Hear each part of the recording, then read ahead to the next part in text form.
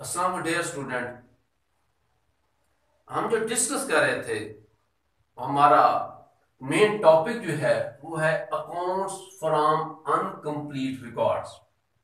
और उसके अंदर हमारे पास है single entry system, ascertain ascertainment of profit and loss, कि हमने प्रॉफिट या लॉस किस तरीके से सिंगल एंट्री सिस्टम के तहत कैलकुलेट करने हैं। तो इससे पहले हमने statement of affairs of method के बारे में आप बात की, और आज हम जो बात कर रहे हैं वो कर रहे हैं कन्वर्जन मेथड के बारे में हम बात करेंगे। ये हमारे पास है कन्वर्जन मेथड के बारे में बात करते हैं। तो कुछ स्टूडेंट कमेंट्स में बता रहे थे कि आपकी कोई ना कोई हमें बुक्स में भी पढ़ाएं। तो आज मैंने फैसला किया कि हमने आई काम की बुक में से एक मिसाल ली है, तो हम आपको वो मिसाल करवाते हैं। तो फर्स्ट ऑफ ऑल हम ये देखते हैं कि कन्वर्जन मेथड क्या है। कन्वर्जन मेथड जो है, under this system only profit and loss are calculated, not other useful information can be drawn. यानी हमने ये देखना है कि कन्वर्जन मेथड के अंदर हम सिर्फ प्रॉफिट एंड लॉस जो है वो ऑर्गेनाइजेशन का छोटे से बिजनेस का प्रॉफिट मालूम करते हैं, क्योंकि इस के तहत सिंगल एंट्री सिस्टम के तहत छोटे बिजनेसमैन जो होते हैं, ये छोटे कारोबार होते हैं, वो सिंगल एंट्री सिस्टम के तहत अपनी ट्रांजैक्शन करते हैं, अपने रिकॉर्ड को इंटर करते हैं, और उसी से स्पेसिफिक आफ्टर स्पेसिफिक पीरियड के बाद उसके ऊपर प्रॉफिट कैलकुलेट करते हैं। तो इसके दरमियान तो हम इस तरीके से भी कह सकते हैं कि इस कन्वर्जन मेथड के अंदर हमारे पास can not be drawing any cost of production, any goods sold, sales, close stock, debtor, creditor position, वो हम इसमें कैलकुलेट नहीं करते, क्योंकि इसके अंदर डिफरेंस जो है वो ये है कि only conversion method in which single entry system will be adopted. अब इसके अंदर फर्क ये है कि जब हम ये देखते हैं कि हमारे पास फाइनल अकाउंट होता है, हमारे पास डबल एंट्री सिस्टम होते हैं, तो वो जो चीजें होती हैं डबल एंट्री सिस्टम, हमारे पास ट्रेड अकाउंट है, तो जो हम ट्रेड अकाउंट बनाते हैं प्रॉफिट लॉस को कैलकुलेट करने के लिए, डबल एंट्री सिस्टम ज्वाइन करते हैं, फाइनल अकाउंट ज्वाइन करते हैं, वो अंडर सिंगल एंट्री सिस्टम में रिक्वायर्ड नहीं होता, वो जरूरत नहीं होता, वो नहीं बनता। इसके अंदर सिर्फ हम सिंगल एंट्री सिस्टम ज्वाइन करते हैं और सिर्फ प्रॉफिट और लॉस ही कैलकुलेट किया जाता है। जो छोटे लेवल के बिजनेसमैन होते हैं वो इस तरीके को, वो इस मेथड को ज्वाइन करते हैं। But for complete information we require final account that is not available in the in the case of single entry system. कि अगर हमें मुकम्मल इंफॉर्मेशन चाहिए तो उसके लिए हमें फाइनल अकाउंट तैयार करना पड़ता है, लेकिन इस अंडर सिस्टम कन्वर्जन मेथड के तहत, अंडर सिंगल सिस्टम के तहत हमारे पास वो इंफॉर्मेशन नहीं होती, हम फाइनल अकाउंट तैयार नहीं करते। तो इसके लिहाज से हमने छोटी सी एक बुक में से मिसाल ली है। तो इसके अंदर भी देखते हैं कि हमारे पास कन्वर्जन मेथड के तहत हमारे पास हम ये देते हैं Kamran supplies you to following information. ये उसकी कामरान की इंफॉर्मेशन है, ये ओपनिंग साल की ओपनिंग की इंफॉर्मेशन है, ये क्लोजिंग इंफॉर्मेशन है।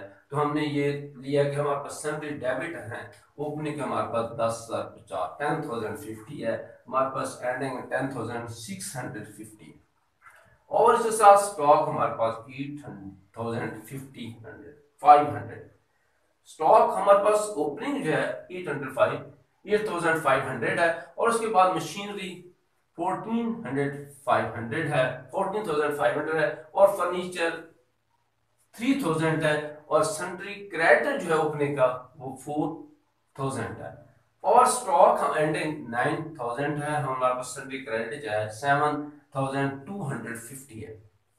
ये हमारे पास इंफॉर्मेशन है। उसके बाद हमारे पास रिसीट्स और पेमेंट अकाउंट जो है, जो हमने यहाँ कामरान का जो लिया हुआ है रिसीट्स और पेमेंट, हमारे पास जो अकाउंट है वो ये है। और इसमें हम देखते हैं हमारे पास ओपनिंग बैलेंस 2,750, और हमारे पास कैश सेल 3550 और रसीट्स फ्रॉम डेबिटर 38,650 और हमारे पास मिसलेनियस रसीट है वो 1100 है और लोन फ्रॉम आसिफ 10%। इस बेस पे उन्होंने 4000 लोन लिया है। ये उसकी रसीट्स हैं। अब पेमेंट्स में है, पेमेंट्स ऑफ क्रेडिट 18,500 है, वेजेस है 8,500 है, हमारे पास सैलरी जो है 8,000 है और ड्राइंग 2,000 है और सैलरी एक्सपेंसेस 6,000 है और मशीनरी परचेज 1 जुलाई को जो लिया है 5,250 है और हमारे पास क्लोजिंग बैलेंस जो कैलकुलेट होता है वो ये होता है कि 1,800 है। और इस एग्जांपल के अंदर हमने ये इसकी जो अंदर एडजस्टमेंट करनी है, जो एडजस्टमेंट एंट्री है जो हमने इसके अंदर एडजस्ट करना है प्रॉफिट एंड लॉस को कैलकुलेट करने के लिए, वो हमारे पास ये है कि डिस्काउंट अलाउड वर्थ 450 और डिस्काउंट रिसीव्ड वर्थ 300 और इसके बाद बैड डेट्स रिटर्न ऑफ 500 और डेप्रिसिएशन ऑन फर्नीचर 6% और डेप्रिसिएशन ऑन मशीनरी 10% और स्टैंडिंग वेजेस 1000 और उसके साथ प्रीपेड इंश्योरेंस 300। हमने तैयार क्या करना है, हमने डेब्टर अकाउंट तैयार करना है, क्रेडिटर अकाउंट तैयार करना है और बैलेंस शीट हम ओपनिंग तैयार करेंगे। उसके बाद हमारे पास trading and profit and loss तैयार करेंगे। तो हमने असल में जो कैलकुलेट करना है वो ये करना है कि हमारे पास इस बिजनेस के अंदर प्रॉफिट एंड लॉस क्या है। तो हमने असल चीज वो तैयार करनी है, उसको हमने देखना है। तो हम ये देखेंगे कि prepaid trading profit and loss account balance sheet, असल में हमने उस कारोबार को जो है इस मेथड के तहत ये देखना है कि कंपनी को कौन सा प्रॉफिट हुआ है, कंपनी या एक छोटा सा बिजनेस किस पोजीशन में है एंड ऑफ द ड्यूरिंग। तो इसके बाद हम आपको इसको इस एग्जाम्पल, पूरी एग्जाम्पल को, एक इस मिसाल को अब हम आपको हल करके देखते हैं कि किस तरीके से हमारा डेब्टर अकाउंट होगा, किस तरीके से क्रेडिटर होगा और किस तरीके से ट्रेडिंग प्रॉफिट लॉस और ओपनिंग बैलेंस शीट होगी। तो हम डियर स्टूडेंट इस लेक्चर के अंदर अब हम ये देखते हैं कि हमारे पास कन्वर्जन मेथड के अंदर कि हमने डेब्टर अकाउंट बनाना है और फिर क्रेडिटर अकाउंट बनाना है, फिर हमने 1 जनवरी की बैलेंस शीट बनानी है। तो हमारा मकसद क्या है इसको बनाना? हमारा मकसद ये है कि जब हम डेब्टर का अकाउंट बनाएंगे तो हम सील, टोटल सेल कैलकुलेट करेंगे। तो जब हम क्रेडिटर अकाउंट बनाएंगे तो हम टोटल परचेज कैलकुलेट करेंगे और जब हम 1 जनवरी की बैलेंस शीट तैयार करेंगे तो उसमें हम देखेंगे हमारा कैपिटल कितना है। तो जो हमारे कन्वर्जन मेथड के अंदर हमारा छोटे सिस्टम जो होता है, छोटा कारोबार जो होता है, जो सिंगल यूनिट सिस्टम के तहत जो बिजनेस होता है, तो उसके अंदर हमें ये चीजें कैलकुलेट करनी होती हैं कि हमारे टोटल सेल कितनी है, हमारी टोटल परचेज कितनी है, हमारा ओपनिंग का कैपिटल कितना है और फिर हम उससे आगे उसको फिर फॉलो करते हैं कि हमारे पास टोटल डेब्टर अकाउंट, इसके अंदर हम फर्स्ट टाइम हमारे पास जो है वो हमारे पास ओपनिंग बैलेंस है 10,050 का है, वो लेंगे। और क्रेडिट साइड पे हम क्या लेंगे, हमारे पास कैश अकाउंट है 38,650 और उसके बाद हमारे पास डिस्काउंट अलाउड है कि जो सीड मैन ने डिस्काउंट दिया था 450 का, 450 का है डिस्काउंट अलाउड वर्थ 450। तो ये उसके लिए एक्सपेंसेस है, ये हम कैलकुलेट करेंगे। और उसके बाद बैड डेट्स है, ये है हमारे पास बैड डेट्स 500, तो 500 हम लेंगे। और उसके बाद एंडिंग बैलेंस है 10,650 का, ये एंडिंग बैलेंस है, हम ये लेंगे। जब हम इसको टोटल करते हैं तो हमारे पास 50,250 आता है। उसमें से हम डिडक्ट करेंगे हमारे पास बैलेंस, हमारे पास ओपनिंग बैलेंस जो है उसको डिडक्ट करेंगे। ये जो बाकी अमाउंट होगी हमारी सील होगी, ये हमारे पास सील आ गया कि हमारे पास शायद कितनी है कि 40,200 है। और इसके साथ ही हम टोटल क्रेडिटर अकाउंट बनाएंगे, वो क्या कैलकुलेट करने के हमारे पास परचेजेस क्या है। तो इसके अंदर हम ये देखते हैं कि हमारे पास बैलेंस कौन सा है कि ये 4,000 हमारे पास क्रेडिट साइड पे बैलेंस है। और इसके बाद कैश अकाउंट जो है ओपनिंग का वो 18,500 है, और उसके बाद हमारे पास डिस्काउंट रिसीव ये 300 है, हमारे पास डिस्काउंट रिसीव भी आ जाता है हमारे पास डिस्काउंट रिसीव।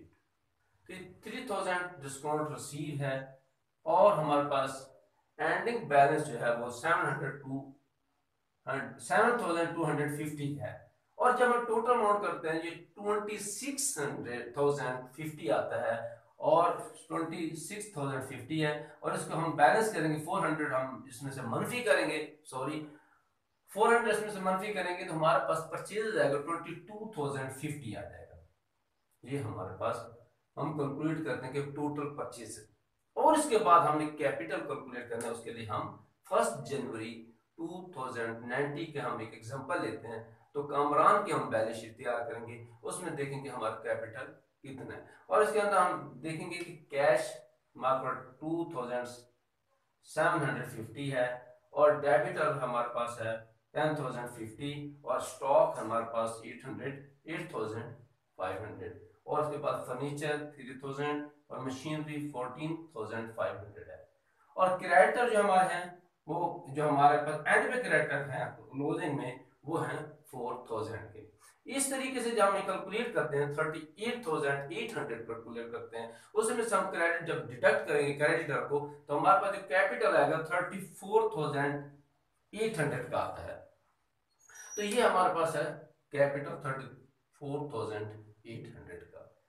तो इसके बाद हम फिर आपको बताते हैं कि हमारे पास trading profit and loss account. और डियर स्टूडेंट, अब हम बात करते हैं कि कन्वर्जन मेथड के अंदर हम trading profit and loss account के अंदर जो एडजस्टमेंट इंफॉर्मेशन हमें मिलती है वो कैसे उनको एडजस्ट किया जाता है। जो भी एडजस्टमेंट हमारे पास है, जो है हमारे पास इंफॉर्मेशन दी गई है, हम उसको किस तरीके से हम एडजस्ट करेंगे।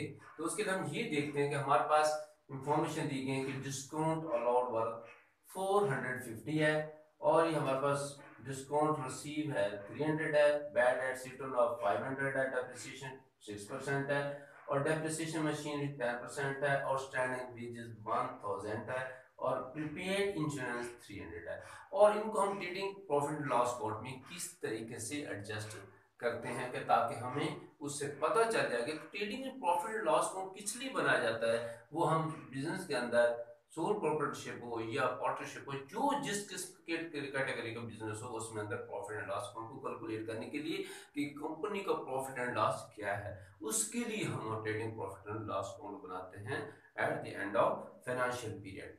तो इसके अंदर हम ये देखते हैं कि हमारे पास स्टॉक है 8,500 है, और उसके बाद हमने परचेज कैलकुलेट की थी, ये हमारे पास है 22,050 है, और इसके अंदर हमारे पास वेजेस है 8,500 हमारे पास ये वेजेस हैं। इसके अंदर हमारे पास एक ट्रांजैक्शन इंफॉर्मेशन है, ये हम किस तरीके से कि हमारे पास आउटस्टैंडिंग जो वेजेस है वो 1,000 है, आउटस्टैंडिंग है, लिहाजा हम इसको इसके अंदर जमा करेंगे 1,000, तो ये हमारे पास टोटल जो आता है वो 9,500 वेजेस आ जाएगा। और इसके बाद हमारे पास सील है, ये सील हमने कैलकुलेट की थी 40,200, और ये हमारे पास गिवन थी 3,550 की हमारे पास गिवन थी। तो इसलिए हमारा टोटल जो सेल होती है वो 43,750 आती है, और क्लोजिंग स्टॉक था हमारे पास 9,000 है। इस तरीके से हमारे पास जब हम ये टोटल करते हैं तो हमारे पास 52,750 आता है। तो उसमें से हम ये स्टॉक और परचेजेस और वेजेस को जमा करके उसको फिर वहां से मनफी करेंगे, तो हमारे पास जो बाकी आता है हमारे पास क्या कैलकुलेट करते हैं, ग्रॉस प्रॉफिट कैलकुलेट होता है, वो 12,700 ये हमारे पास ग्रॉस प्रॉफिट है। तो ग्रॉस प्रॉफिट ये कैरी डाउन है, फिर हम ब्रॉट डाउन जो करेंगे ये ग्रॉस प्रॉफिट ये हमारे पास 12,700 है। और इसके अंदर जो हमारे पास एडजस्टमेंट है हम देखते हैं कि सैलरी क्या है, हमारे पास 8,000 सैलरी है, और इसके अलावा हमारे पास सैलरी एक्सपेंसेस है 6,000 है, और इसके अंदर पर इंश्योरेंस ये हमारे पास है कि इंश्योरेंस प्रीपेड हमारे पास ये इसके अंदर हम देखते हैं 75 इसका प्रीपेड इंश्योरेंस दी हुई है, वो हम इसमें से मनफी करेंगे 9,000 5,925 हमारे पास कैलकुलेट होता है। उसके बाद हमारे पास ये डिस्काउंट दिया हुआ है, ये भी हमारे पास एडजस्टमेंट के अंदर है। बैड डेट्स भी दिया हुआ है, ये भी एडजस्टमेंट के अंदर है। ये 450 है और हमारे पास ये बैड डेट्स 500 है।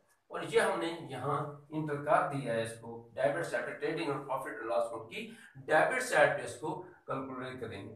और इसके बाद हमारे पास डेप्रिसिएशन एक्सपेंस हो जाता है। तो हमारे पास डेप्रिसिएशन एक्सपेंस हमारे पास ये है कि फर्नीचर पे है और हमारे पास मशीनरी है, वो हमारे पास 6% हमारे पास फर्नीचर पे है, ये 6% है हमारे पास। और हमारे पास मशीनरी जो है वो 10% है, वो हम इसको कैलकुलेट करते हैं। टोटल जो हमारे पास डेप्रिसिएशन आता है 1893 हमारे पास डेप्रिसिएशन की अमाउंट आती है। और उसके बाद इंटरेस्ट ऑन लोन है, तो इंटरेस्ट जो दिया हुआ है उस पर हमने कुछ लोन लिया था, लोन लिया तो उस पर हमने इंटरेस्ट पे करना होता है, वो भी एक्सपेंस हमारा डेबिट साइड पे आएगा। इस तरीके से जब हम इसका टोटल करते हैं तो हमारे पास ये रकम, हमारे पास एक्सपेंस इंक्रीज कर जाते हैं एज कंपेयर टू इनकम। जो हमारे पास ग्रॉस प्रॉफिट हुआ था तो उसके अंदर हम हमारे पास मिसलेनियस रिसीव्स हैं, ये 1100 की हैं, और डिस्काउंट रिसीव है, ये हमारी इनकम है, वो हमारे पास 300 है। जब हम टोटल ग्रॉस प्रॉफिट के अंदर ये दो किस्म की इनकम उसमें जमा करते हैं तो हमारे पास लेस रकम आती है, लेकिन हमारे पास जो एक्सपेंसेस हैं, ये पेमेंट्स वगैरह हैं, वो बढ़ जाती हैं। जब ये पोजीशन होती है तो इसका मतलब है कि हमारा जो कंपनी है, जो हमारा बिजनेस है, वो लॉस में जा रहा है। हमारा मकसद जो था वो जस्ट हमने कैलकुलेट करना है कि हमें कंपनी के अंदर कन्वर्जन मेथड के अंदर हमारे पास प्रॉफिट है या लॉस है। तो इस तरीके के अंदर हम ये देखते हैं कि हमारे पास जो लॉस हुआ है वो ये है कि 2848 का हमें लॉस हुआ है, नुकसान हुआ है। तो ये जो चीज है हम मुतलका कैपिटल में से मनफी करेंगे। अगर प्रॉफिट होता तो वो कैपिटल में हम जमा करते, लिहाजा इसके अंदर इस पोजीशन के अंदर हमारे पास लॉस हुआ है 2848 का। और इसके बाद हम देखते हैं कि बैलेंस शीट में इसका इफेक्ट कैसे होगा हमारे एडजस्टमेंट। डियर स्टूडेंट, अब हम डिस्कस करते हैं कन्वर्जन मेथड के अंदर कि बैलेंस शीट कि मिस्टर कामरान का जो है फाइनेंशियल पीरियड के एंड पे बैलेंस शीट में क्या पोजीशन है। इसमें हम देखते हैं कि कन्वर्जन मेथड है कामरान और बैलेंस शीट है हमारे पास for the end of year 31 December 2009। और हमारे पास ये इंफॉर्मेशन दी हुई है, एडजस्टमेंट है जो हमने इसके अंदर एडजस्ट करनी है।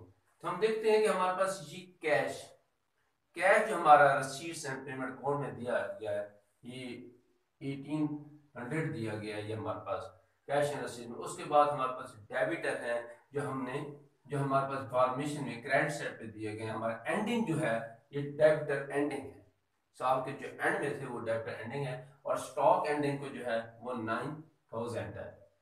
तो इसके बाद हमारे पास मशीनरी है 14,500 की, और इसके अंदर हमने एडिशन जो है ये हमारे पास रसीट्स एंड पेमेंट में दी गई है 5,250 की। हमारे पास टोटल जो है वो बनती है 19,750 की। और इसके अंदर डेप्रिसिएशन है हमारे पास कि आप मशीनरी के बारे में, ये हमारे पास डेप्रिसिएशन 10% मशीनरी का हम लेंगे तो हमारे पास इसमें डिडक्ट करेंगे, मनफी करेंगे 8,037 हमारे पास मशीनरी आ जाती है। उसके बाद हमारे पास फर्नीचर है 3,000 है, और उसके अंदर हमारे पास डेप्रिसिएशन जो है फर्नीचर की वो 6% है, तो 6% हम देंगे 2,820 का फर्नीचर हमारे पास कैलकुलेट होता है अमाउंट जो है उसकी। और इसके बाद हम देखते हैं कि क्रेडिटर, ये क्रेडिटर हमारे एंडिंग में दिए गए हैं, जो इंफॉर्मेशन हमें दी गई है उसके क्लोजिंग में एंड में हमें 7,250 के हमारे पास क्रेडिटर हैं, वो हमें दिए गए हैं। और उसके बाद आउटस्टैंडिंग सैलरी है, ये हमारे पास 1,000 दी गई है हमारे पास, ये हम कैलकुलेट करते हैं आउटस्टैंडिंग सैलरी, ये लायबिलिटी साइड पे आएगी। और उसके बाद हमने नासिर से लोन लिया 4,000 का लोन लिया और उस पर इंटरेस्ट अदा किया है, कितना 9% इंटरेस्ट अदा किया, लेकिन वो एनुअल था 9%, लेकिन उसका हमने 1 जुलाई को लिया है तो हम क्या करेंगे, जब इसका हम 9% निकालेंगे, 360 रुपये बनता है। फिर उस पर हम क्या करेंगे, उसको 2 पे डिवाइड करेंगे, क्योंकि हमने 1 जुलाई को लिया है, 6 माह के लिए, साल का नहीं लिया, 6 माह का लिया। फिर 2 पे तकसीम करेंगे, 2 पे डिवाइड करेंगे, वो 180 का हमारे पास आउटस्टैंडिंग इंटरेस्ट आएगा, उसमें हम उसको जमा कर देंगे, क्योंकि हमने लोन के साथ इंटरेस्ट भी पे करना होता है। तो उसमें हमारे पास 4180 हमारे पास ये लोन आ जाएगा। और उसके बाद हमारे पास है कैपिटल, वो हमने कैलकुलेट किया था जब हमने फर्स्ट बैलेंस शीट बनाई है। तो ऊपरी की बैलेंस शीट के अंदर वो इसलिए बनाए थे कि हमने कैपिटल कैलकुलेट करना था, तो हमने कैपिटल कैलकुलेट किया था 34,800। और उसके बाद जब हमने trading and profit and loss account बनाया, तो उसके अंदर जो है हमें लॉस हुआ, प्रॉफिट नहीं हुआ था, लॉस हुआ। जब लॉस होता है वो हम कैपिटल में से उसे डिडक्ट कर देते हैं, मनफी करते हैं, ये हम उसे मनफी कर देंगे। और उसके बाद हमारे पास 31,952 आता है, और उसके अंदर हम ड्रैंक की अमाउंट है वो उसे हम मनफी कर देंगे, जो हमें रिसीट्स एंड पेमेंट अकाउंट में दी गई है, वो हम 2000 वहां से हम मनफी करेंगे। इस तरीके से हमारा जो नेट कैपिटल के अमाउंट है 229,952 हमारे पास टोटल आता है। इस तरीके से ये हमारी लायबिलिटी साइड है, और हमारी ये एसेट साइड है 42,382, ये क्रेडिट सेट है, और ये 42,382 हमारे पास ये डेबिट साइड है। तो ये था हमारे पास कन्वर्जन मेथड, जिसके अंदर हमने थोड़ा सा वसी टॉपिक था, थोड़ा सा वसी लेक्चर था, तो हमने इसे थोड़ा सा कोशिश तो की है कि शॉर्ट टाइम में हम इसको आपको क्लियर करें कंसेप्ट। तो फिर भी अगर इसमें कोई कमी पेशी रह गई है, क्योंकि हमने इसके अंदर कैलकुलेशन करनी, डेबिट की कैलकुलेशन डेबिटर की, फिर क्रेडिटर की, फिर हमने कैपिटल कैलकुलेट किया, और उसके बाद फिर हमने बैलेंस शीट बनाई कैपिटल कैलकुलेट करने के लिए। तो इसके अंदर फिर हमने प्रॉफिट प्रॉफिट लॉस को कैलकुलेट किया, फिर बैलेंस शीट कैलकुलेट की। तो हमने कोशिश तो की है कि आपको एक तफसीलन एडजस्टमेंट भी उसको एडजस्ट करें, वो भी आपको बताएं। फिर भी इसके अलावा अगर किसी किस्म की कोई आपको कोई पॉइंट क्लियर नहीं होता, तो वो फिर कमेंट्स में आप हमें लाजमी याद किया करें, हम आपको लाजमी सेटिस्फाई किया करेंगे। तो अब इसके लिए इस वक्त के लिए मैं आपसे इजाज़त चाहता हूँ। अल्लाह हाफिज़।